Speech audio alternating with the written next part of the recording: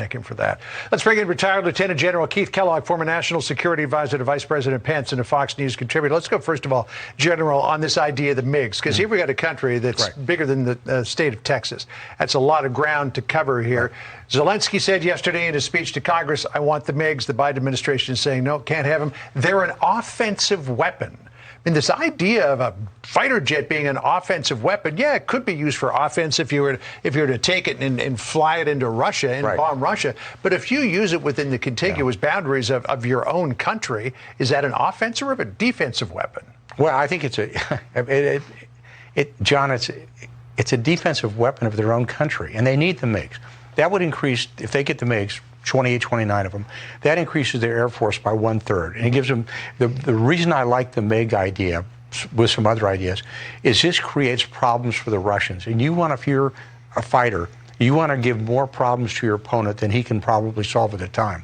And when you've got him on his heels, and they are on their heels right now, you want to just continue to keep pressure on him. Slight pressure, heavy pressure, whatever it is. This is a way to put pressure on them. Because now they know, okay, what are they coming in with? They're coming in with MiGs. Then they come in with the S-300s. And Slovakia, I heard today, says they want to give them their S-300s.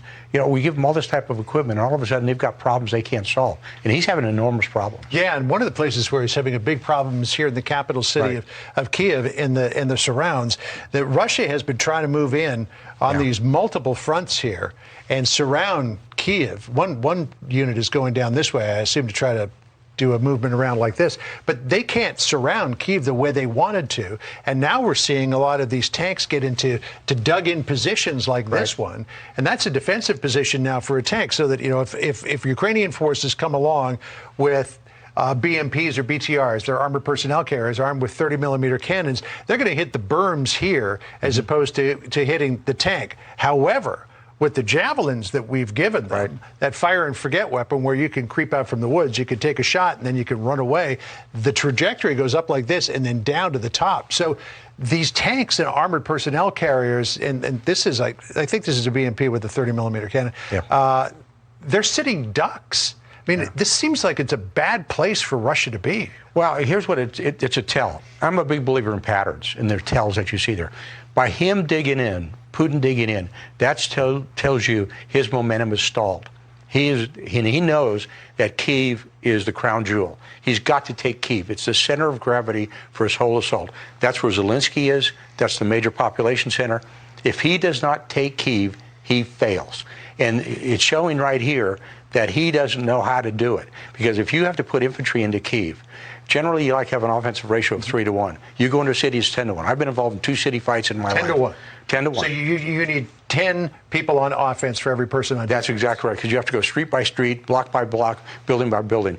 I was in 2 city fights in my life, one in Hue in Vietnam and one in the city of Cologne during the invasion of Panama, and it is just absolutely terrible. It eats troops up. So he's got a major problem. And in fact, by what he's showing you right here, very simply is momentum is stalled. All right. Let's go to the next panel here. And this is something that we have given to the Ukrainians as well. This is not a great picture of it, but this is a Switchblade drone. It's basically, it's a missile that it's about the size of a remote-controlled aircraft. And in fact, I've got another image of this here. This is a better image of it, if you will. There's 2 different models. There's the 300 and the 600. I think we're giving them the 300. What does this missile do? Well, the beauty of it is, you know, when you think of it, it's got folding wings. When it comes out of the carrier, wing expands and goes. The 300 basically comes out of a short mortar tube. Right, and this 300's got a 6-mile range. I'm sorry, the 300 6-mile range, and the 600's got about a 12, 14-mile range. The difference between the two is pretty insignificant. The 300 carries a 40mm warhead. It's an anti-personnel weapon, light vehicles. The 600 is an anti-tank system. It carries a much heavier warhead. I don't know why we didn't give them the 600 as well. They're great systems to use. They're GPS guided, and they come down and it can be a top attack vehicle, and they're very, very good. So that could be effective against Russian armor as well. Oh, yeah. And then I just want to come out to finally to this area here, because this has been so horrible, what's been going on here in Mariupol, where we had this theater where people were taking refuge, which has been literally destroyed.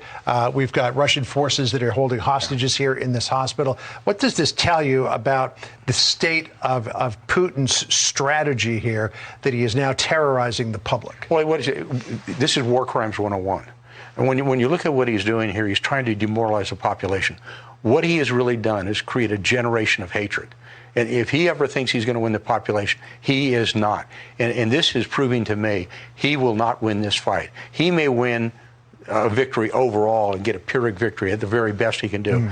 But he's got a population that will hate him and hate Russia, and he's made a huge mistake. This is designed to truly just intimidate the people. And the great thing about what we're seeing with the Ukrainians, they're not being intimidated at all. Yeah, God bless them all. Yeah. General, good to talk to you.